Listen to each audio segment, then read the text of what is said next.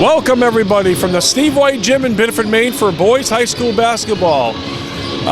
Tonight's matchup features the Biddeford Tigers, the home team. They'll be hosting the Scarborough Red Storm. Both teams are at 6-5. Very important contest. My name's Andy Pori. I'll be handling the play-by-play. Kevin Jordan is my partner. He'll be doing the color. And Brett Nagy is our videographer today. Kevin, a couple teams that are kind of on a roll right now. They both have kind of a winning streak going on. Huge game for both of them. Let's talk a little bit about both these teams. First, Biddeford. I know we just covered Biddeford.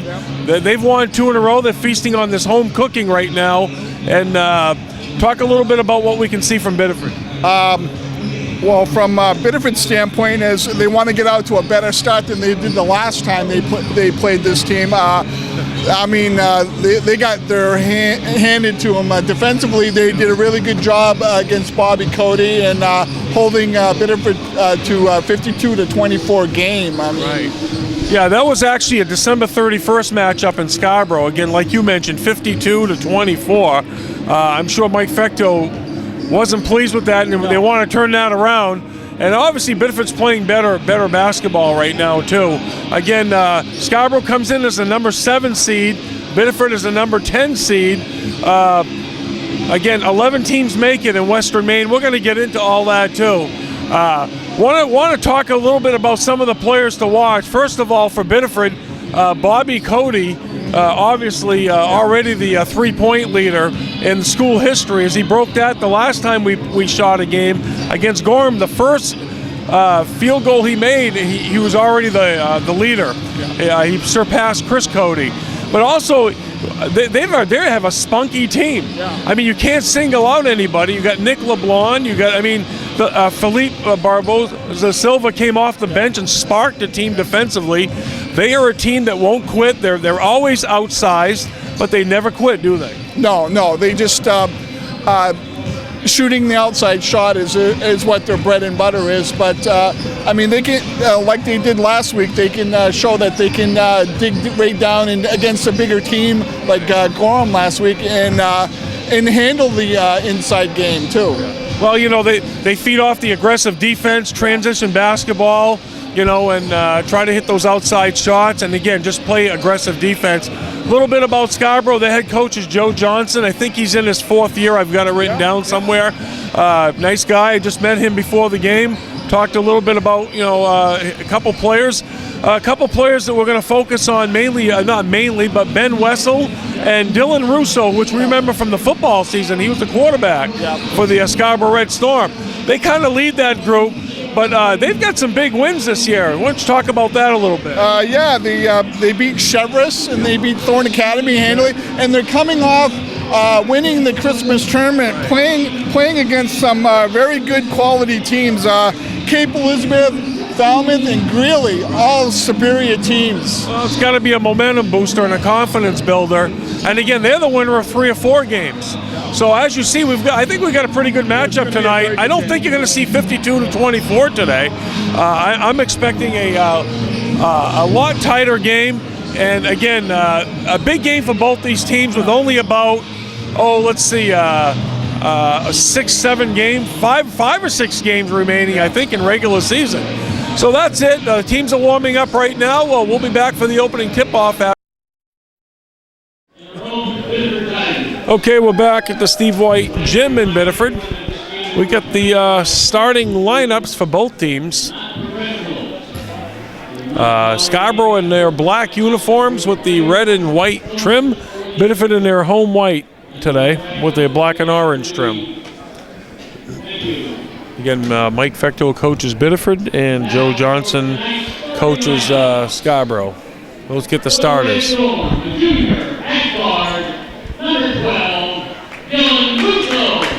Dylan Russo gets a start at guard, number 12. Bobby Cote for Biddeford also gets the start at guard.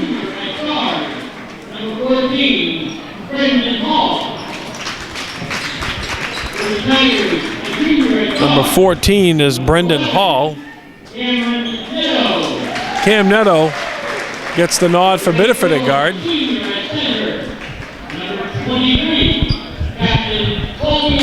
Colby Adams, 23, is the center for Scarborough High School.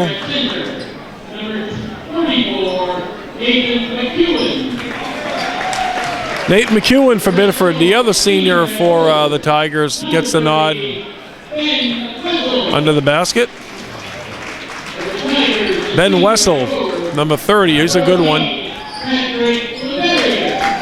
Patrick Laveria, number 14 for the Tigers. It's a forward.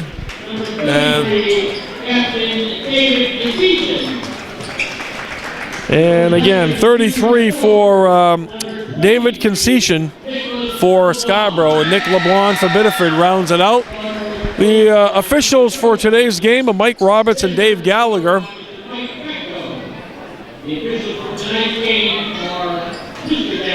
And what we're going to do here, we're going to take a quick break, and we'll be back for the opening tip-off. Okay, we're back here at the Steve White Gym in Biddeford. Again, getting ready, Kevin, for this matchup. We're expecting a good basketball game. We hope we get one. I think we are ready, looking forward to a good contest between. Most of these guys on the Scarborough team are very capable of hitting the three-point shot, so they're going to probably be putting it up all night long. Yep. We could see these teams dialing up from long distance tonight. Scarborough goes from right to left in the black again and white. Tigers are in the white and orange and black. We do want to mention one of the reasons why they're playing here at the Steve White Gym is the remodeling the Tiger Gym. So Tigers are playing their home games here this year, and it's Biddeford's ball earlier on. These are 4 8-minute quarters, and there is overtime obviously if there needs to be, but that's what high school is, 4 8-minute quarters. Bobby Cote got off to a slow start at the game that we did, but still pumped in 17. And the ball just never got it. It's partially deflected. Brendan Hall takes it in with a layup. Can't get it to go. A little strong off the glass. Again, a little transition basketball going on. Neto tried to feed it to Nick LeBlanc, but it got tipped out nicely by, I believe, Dylan Russo. Yeah, there's a little touchdown pass there, and underneath the basket is tipped by the Scarborough defender. All right, no score here. We're in the first opening minute of this basketball contest. We mentioned the officials, Mike Roberts and Dave Gallagher, same officials that we had when we did the Biddeford-Gorham game. I want to mention that the Biddeford freshmen, JVs rather, defeated Scarborough in a good contest prior to this game, 44-42. Oh, Tigers hit. Didn't see it. Well, he missed the 2 points here. We'll have to get that.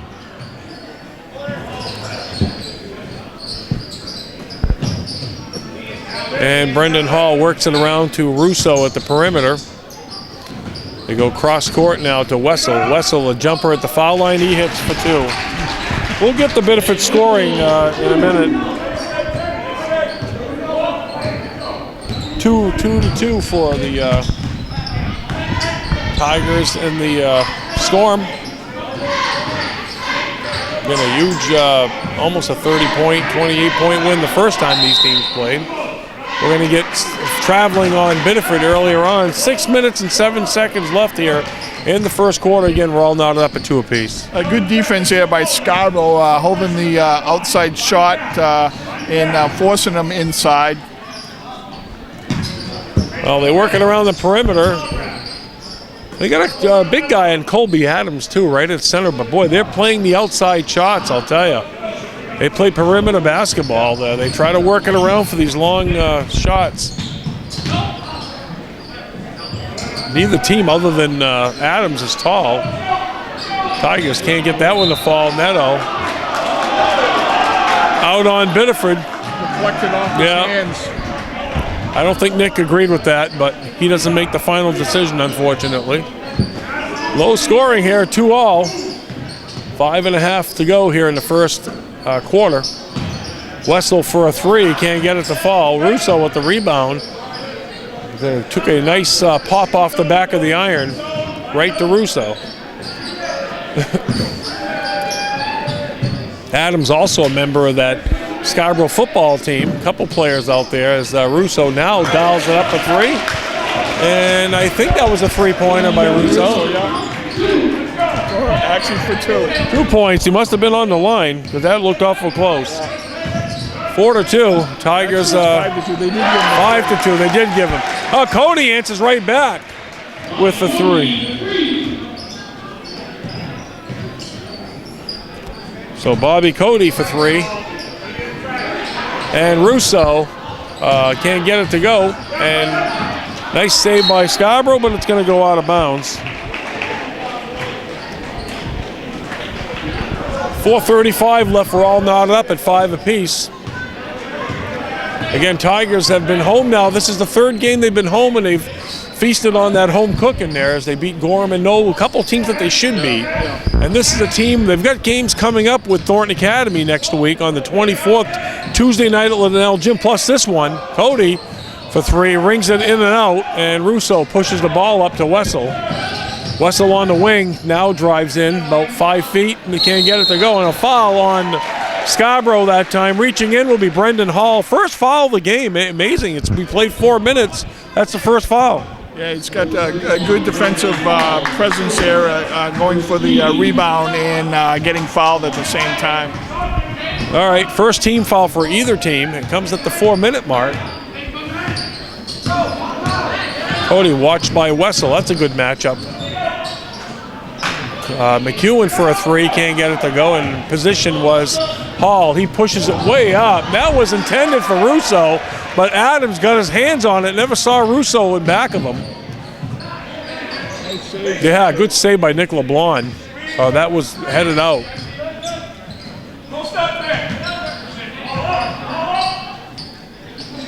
Scarborough pushing the ball out now to LeBlanc, being guarded by Russo. Cote up high, trying to direct traffic inside, get some kind of a screen or something, or just give him some room in the lane to penetrate. McEwen outside, and he gets it to hit. He's hit. A 3-point shot by Nate McEwen.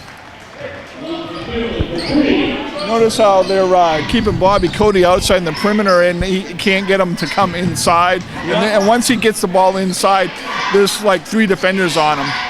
Well, they're definitely trying to give him some, he's trying to direct traffic a minute ago. That's underneath. Good play that time by number 33, and that's Dave Concession. Yeah, he just walked that baseline and just put it right in. 8-7, Tigers lead. They have the ball. LeBlanc does a nice job, takes it himself, up and in. A little fake there too. All right. Where is it? All right, Cote comes up now. He's 1-on-4. He's going to hold it up. Neto holds it up high. Tigers will set their offense here as Neto drives, now dishes it off underneath the McEwen, up and in.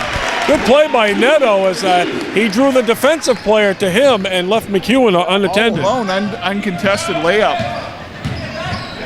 Again, we'll get the Biddeford player who scored the opening basket. Right now we have McEwen at 5. And that's Wessel with a 3. One of the leading scorers for this team is Wessel. There's 2 Wessels on the team, but Ben is the young man that probably leads them in scoring along with Russo. Try to dish it to right in the passing lane that time. Scarborough did a nice job as that pass was intended for Patrick Laveria. Russo will drive the baseline off the glass, up and in. Good athletic play by Russo. It's hard to defend that. Yeah. Well, we're down to a minute 5 left. Scarborough has tied this thing up at 12 apiece. Good quarter by both teams. Well, Neto had the right idea. He bounced past it to a wide open Laveria, but unfortunately the angle on it wasn't very good. Wholesale changes too. Yeah, we got a bunch of changes with a minute left in the quarter. Tigers, we're going to pick up some of these numbers too. 33, 31. Now 31 is Dakota, Andrew Dakota. 24 is Patrick Wilson. LeBlanc is still there at 20. Cody's still out there. And the only one we got to pick up is 33. That's Patrick Leland for the Tigers. And also, I think Scarborough made a couple changes. We'll pick him up. Wessel again outside. Can't get it to go. Wilson with the rebound. 40 for Scarborough is Kevin Manning. By the way, I want to mention that young man's name. Kind of glad he's in the game right now after we picked it. Kevin Manning actually led Scarborough in the scoring in the first game with these two teams. He had 14. He was the leading scorer for Scarborough, but since then it's been mainly Wessel and Russo dictating a lot of the scoring. Biddeford's down to 8 seconds left. They're going to have to get some movement here, and now they do. Cote is going to get a foul on Wessel.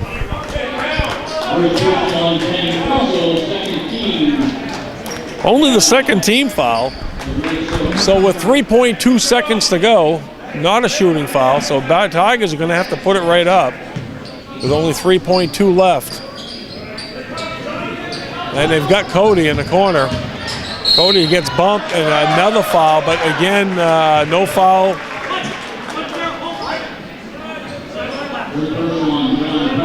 No shooting. Yeah, Passarelli? Yeah. All right. Little reach in there. And well, it's a good foul because it's not a shooting foul, and it's 0.8 seconds left. Oh, look at that feet underneath to Nick LeBlanc. What a pass by Wilson, right? I think Wilson passed that to LeBlanc. Backdoor pass underneath the basket. Incredible. All right, so LeBlanc converts. So after one quarter from Biddeford, it's Biddeford 14 and Scarborough 12. We'll be back. Okay, we're back, 14-12. Nice play at the end of the quarter with 0.8 seconds left. And LeBlanc and Patrick Wilson hooked up. Want to make mention, too, that Scarborough lost to Deering, which is the #1 team. They're just recently here on a Tuesday night. And Cote hits. That's a I think it's a two-pointer, yeah. Two-pointer for Bobby Cote. Cote now has 5 in the game. The leading scorer for Biddeford was 6 points by LeBlanc in the first quarter. You'll pick up John Passarelli is in there for Scarborough, number 10. We mentioned Manning also, 40.